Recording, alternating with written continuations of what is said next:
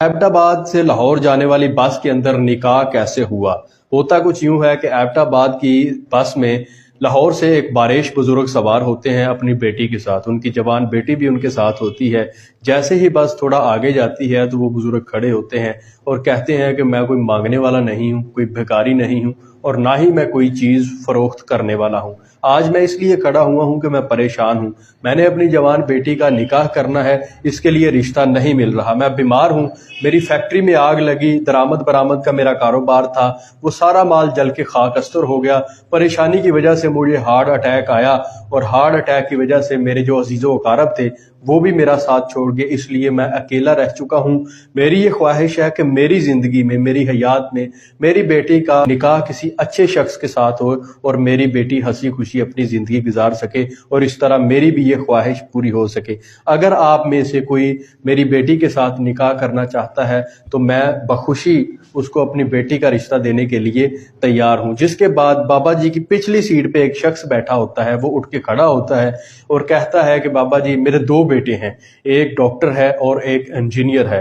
Doctor की शादी हो चुकी है, इंजीनियर के लिए मैं रिश्ते की तलाश में हूँ। इससे बेहतर मैं समझता हूँ कि रिश्ता नहीं हो सकता। अगर आप रजामंद हैं तो अपनी बेटी का निकाह मेरे बेटे के साथ कर दें। लड़का भी रजामंद हो गया, लड़का खड़ा हुआ और कहा कि मैं ये रिश्ता करने के लिए बिल्कुल तैयार हूँ। अगर बाबा जी मुनासिब समझते हैं तो अपनी बेटी का रिश्ता मुझे दे दें। जिसके बाद तमाम जो मुसाफिर थे उन्होंने कहा कि बाबा जी अपनी बेटी का रिश्ता इस शख्स के साथ कर दें। उस बस के अंदर एक मौलवी साहब भी सवार थे। मौलवी साहब खड़े होते हैं और कहते हैं कि इनका निकाह आज ही हो जाए, बस के अंदर ही मैं इनका निकाह पढ़ा दूंगा। जिसके बाद एक और शख्स खड़ा होता है और कहता है कि मैं सरकारी मुलाजिम हूँ और आज छुट्टी पर मैं अपने घर जा रहा था और मेरे पास कुछ मिठाई थी जो मैं अपने बच्चों के लिए लेके जा रहा था। मैं ये समझता हूँ कि इस मुबारक सफ़र में ये जो निकाह होने जा रहा है, ये मिठाई मैं निकाह में तकसीम करूँगा।